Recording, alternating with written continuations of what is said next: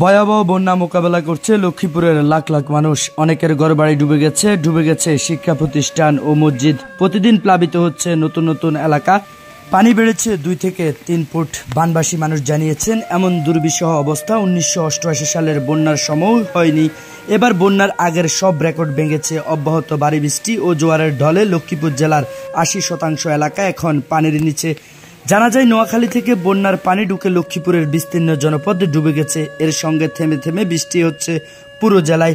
নোয়াখালীর মুছাপুরের switch gate ভেঙে যাওয়ায় এতে সময় যতই যাচ্ছে বন্যা পরিস্থিতি ততই অবনতি হচ্ছে। ঘরবাড়ি ছেড়ে অনেকেই আশ্রয় কেন্দ্রে উঠেছেন, আবার অনেকের গন্তব্য উজানের স্বজনদের বাড়ি। এর মধ্যে অনেকে আছেন যাদের গন্তব্য অজানা। অনেকে আবার চৌকির উপর রান্না বান্না করে ঘরেই অবস্থান নিয়েছেন। কোমর পানিতে যাতায়াতের অস্বস্তিতে পড়তে হচ্ছে। এছাড়া সুপেয় পানির অভাব দেখা দিয়েছে বিভিন্ন এলাকায়। গবাদি পশু নিয়েও বিপাকে রয়েছেন গৃহস্থরা। সংশ্লিষ্টরার সঙ্গে কথা বলে জানা গেছে, শুক্রবার 23 আগস্ট থেকে নোয়াখালীর বন্যার পানি লক্ষ্মীপুরে ঢুকতে শুরু করে। শনিবার 24 আগস্ট বিকেল থেকে পানির চাপ বেড়ে যায়। এর মধ্যে শনিবার রাত থেকে লক্ষ্মীপুরে বৃষ্টি শুরু হয়। লক্ষ্মীপুর সদর উপজেলার চন্দ্রগঞ্জ, চরশাহী, দিগুলি, উত্তর জয়পুর, বাঙ্গাখা, লাহারকান্দি, মান্দারি, তেয়ারীগঞ্জ, ভবানীগঞ্জ, শাকচর ও চররুইতে ইউনিয়ন প্লাবিত হয়। এসব ইউনিয়নের বিভিন্ন এলাকায় 4 থেকে 5 ফুট পানি। কয়েক লাখ লাখ মানুষ পানিবন্দী হয়ে পড়েছে। লক্ষ্মীপুর সদর 15 নং লাহারকান্দি ইউনিয়নে যতই দিন যাইতেছে বন্যার পরিস্থিতি ততই অবনতির দিকে যাইতেছে। পানি অতিরিক্ত বাড়তেছে। একই সঙ্গে লক্ষ্মীপুর জেলা শহরের দিকে বয়ে যাওয়া রহমতখালী খাল সহ অবদা খালগুলোতে পানিতে উপচে পড়েছে। এতে লক্ষ্মীপুর পৌরসভার জেবি রোড, শমশেরাবাদ, লামছড়ি, মধ্য বাঞ্ছানগর, পশ্চিম লক্ষ্মীপুর, মেঘনা রোড, রাজীবপুর, শিশু পার্ক, কালীহাজি সড়ক ও লাহারকান্দি ইউনিয়নের বিস্তীর্ণ এলাকায় মানুষ পানিবন্দী হয়ে আছে। আমরা দীর্ঘ 15 দিন করে আমরা পানিবন্দী। আমাদের দিন দিন অবনতি হইতেছে, কোনো উন্নতি দেখতেছি না। দিন দিন পানি সবাই ঘরে উঠে গেছে। 70-80% লোকের ঘরের মধ্যে পানি। আমরা দেখি এখন এদিকে যারা পানিবন্দী তারা ওখানে খাবার ঠিক মতন খাইতে পাইতেছে না। তারা কই যাইব, কোথায় যাইব, কিছু পাইতেছে না, কোথাও যাইতে পাইতেছে না।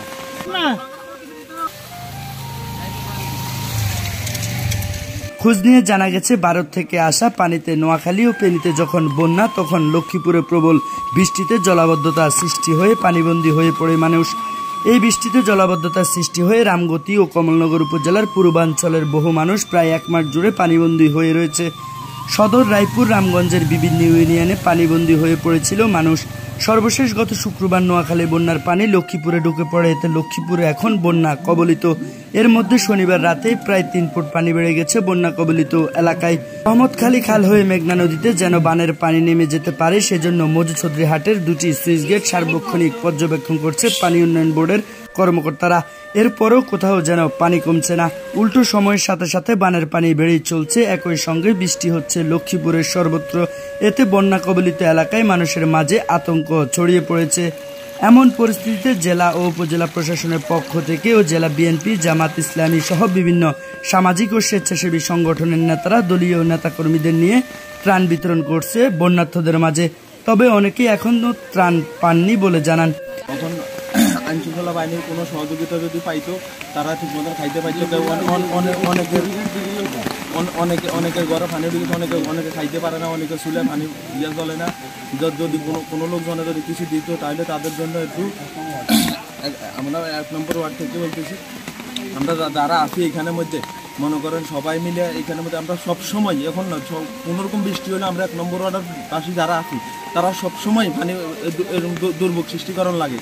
ওখানে না বন্যা না হইলেও সোমবার 26 আগস্ট সকালে সদর উপজেলার বিভিন্ন এলাকায় গিয়ে পানিবন্দী মানুষের সাথে কথা হলে তারা জানান, গত 8 দিন ধরে তাদের বাড়িঘরে বৃষ্টির পানি জমেছিল।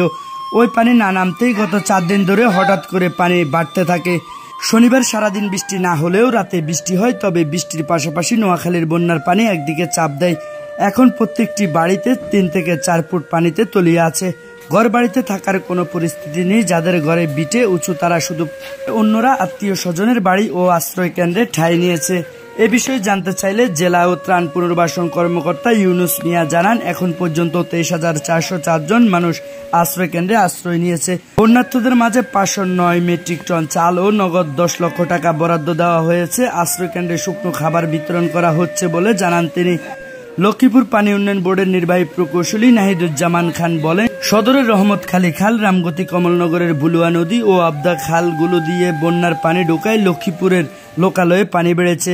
এছাড়াও রোববার লক্ষ্মীপুরে 45 মিলিমিটার বৃষ্টি হয়েছে, এতে পানি বৃদ্ধি পাচ্ছে। জলাবদ্ধতা নিরসনে নদীতে বাটা এলে সবকটি সুইচ গেট খুলে দেওয়া হয়, আবার জোয়ারের সময় গেটগুলো বন্ধ করে দেওয়া হয়। লক্ষ্মীপুর জেলা প্রশাসক সুরাইয়া জাহান বলেন, পানিবন্দী হয়ে 8 লাখ মানুষ দুর্ভোগ পোহাচ্ছেন। জেলার 5টি উপজেলায় ক্ষতিগ্রস্ত। প্রশাসনের পক্ষ থেকে দুর্গত এলাকার লোকজনের শুকনো খাবার সহ ত্রাণ দেওয়া হচ্ছে। যারা আশ্রয় কেন্দ্রে অবস্থান নিয়েছে তাদের প্রশাসনের পক্ষ থেকে রান্না করা খাবার বিতরণ করা হচ্ছে।